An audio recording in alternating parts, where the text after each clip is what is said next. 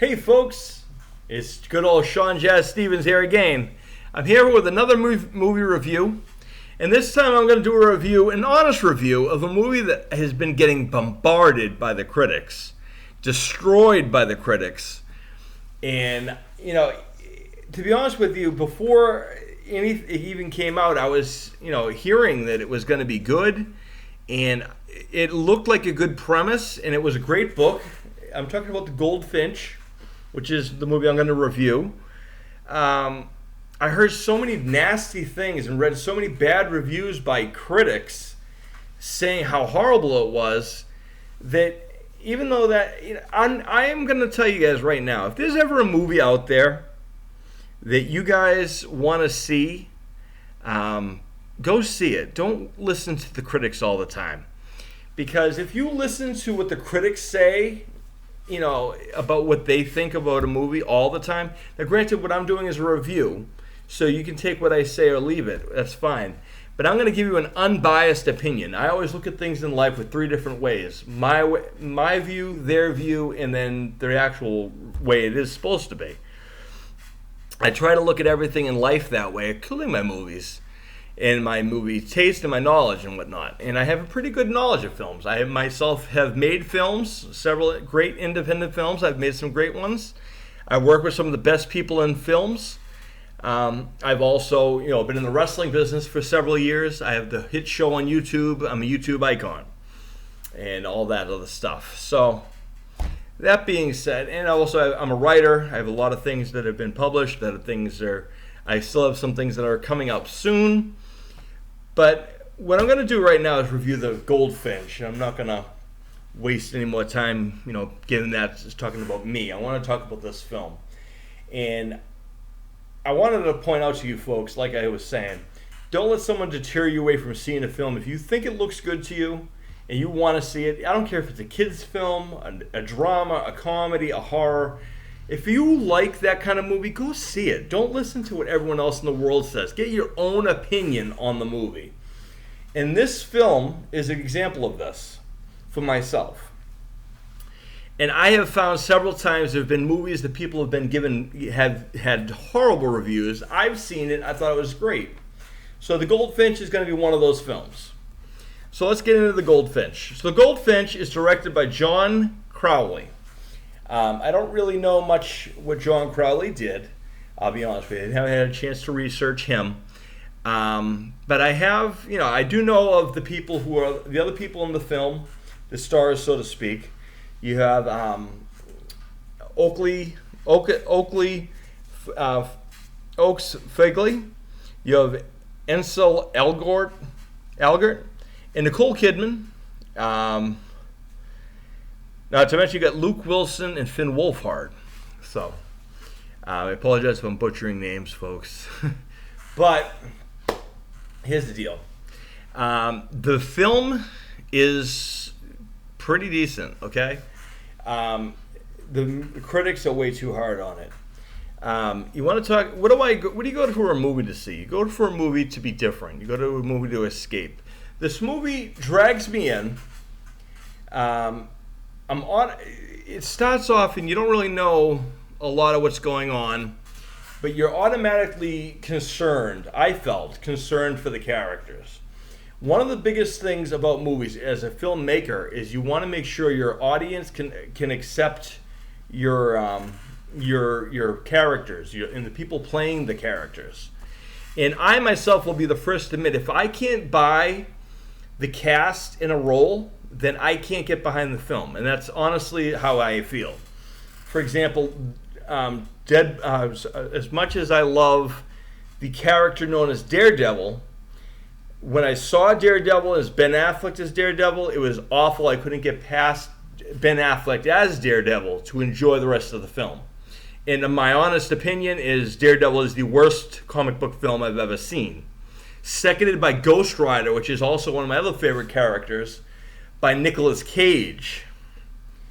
Just stop. Anyway, so my main purpose here is when I look at a film, if I can buy the characters from the portrayals of the actors, then it's great.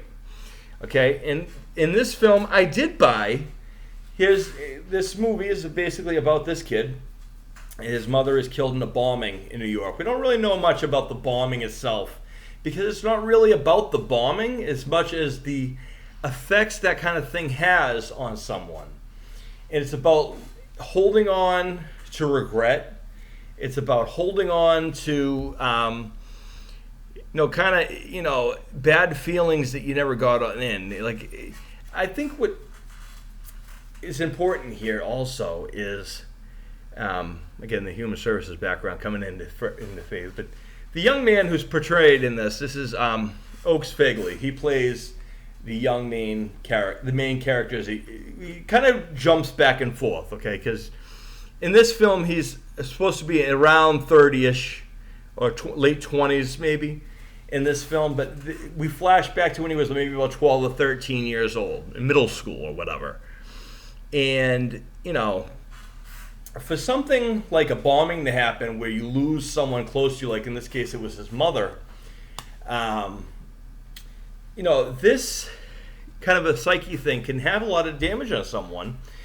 And I think what was good about this is the realism that, sometimes kids feel that things are their fault when they're really not. For example, when there's loss, a tragic loss, something like a bombing, like the mother died in this bombing, for example, that's in the trailer, that's in the synopsis, so that's not a spoiler. But in general, when there's a loss, a tragic loss, I think it's very common for someone to hold themselves responsible for something, even though they had nothing to do with the act itself, and they had nothing to do with the death or any of the tragedy. But people have a sense to always hold it to themselves. Kids, for example, when they go for, like a family goes for divorce, there are some instances where the kids will feel it's their fault that parents are breaking up. Clearly has nothing to do with the kids because it's about the parents. The adults are the ones with the issue, not the kids. But kids take that to heart and they think it's their fault. So in this case, we have a kid who feels that, his mother's death is his fault. And he ends up, securing a painting. But it's really not about the painting as much as the holding on to the hope and not wanting to let go of the last thing he remembers that brought him happiness, was this last thing that his mother enjoyed, he held on to. And, there was a tease of a love interest there. It wasn't really much of it there. So there's that there. So this kid goes and lives with his friend's family, and that's played by Nicole Kidman as the mother of the friends. And Nicole Kidman is a fantastic actress. I think lately she's picked some roles that are interesting. I think in all my years watching a lot of films with Nicole Kidman, I think the only film I really questioned her judgment with was the movie Birth. That was an extremely hard movie for me to watch. I thought it was extremely, disturbing. I was disturbed by Birth, all honesty. But Nicole Kidman was pretty much the biggest star in that film. In this film, Nicole Kidman is a pretty decent-sized actress in this. That's a big name to get Nicole Kidman. And I think she's a very talented actress. That's great to see Nicole Kidman is still working. And she looks fantastic in this film. She does a great job in this film. I think the young man who plays the main antagonist and the guy who plays him as an older person does a great job as that character. He feels lost. He feels regretful. It's his fault. Feels the weight of his world, all of his thing. He has no control over a bombing, some lunatic going into a building and blowing it up. But he takes that responsibility, even though it has nothing to do with him. And that's something that is realistic in that case. So then we have these other kind of characters that come into play. Finn Wolfhard plays, first of all, let's talk about Luke Wilson first of all. Luke Wilson, I'll be honest with you, Owen Wilson I can't stand as an actor. I don't like Owen Wilson. I'm sure he's been in a lot of films, and I get that he's a popular actor. And he's the brother of Luke Wilson, obviously. But Owen Wilson, for some reason, there's nothing he's ever been in that I've actually enjoyed because Owen Wilson's been in it. in all honesty, there's some films that if I know an actor is in the film in a higher building, I will skip the movie because I know I'm not going to like it. Again, it goes back to if I can't buy the character, like or the star playing the character, I can't accept the movie. And he is one of those characters. Owen Wilson, I'm not overly fond of anything that Owen Wilson's ever done. Now, I think if he's paired with someone, he's okay. Sometimes. But I want to talk about his brother in this case. Because Luke Wilson, I have no problem with Luke Wilson. For the most part. But what I liked about this role for Luke Wilson, for the most part, he plays pretty much a good guy in almost everything. He's kind of the goody-goody in most films. I think the only film where he was kind of, struggling with was Royal Tenenbaums, if you guys remember that one. That was a, blast from the past. I love Royal Tenenbaums. That was a great film, a very colorful film, and it had a lot of, heart. We'll talk about that some other time, though.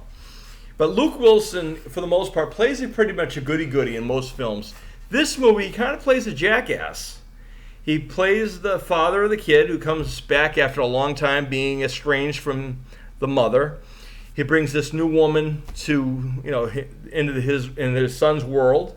He moves him far away from New York, which is where the kid's grown up and lives, and moves him out to Vegas of all places.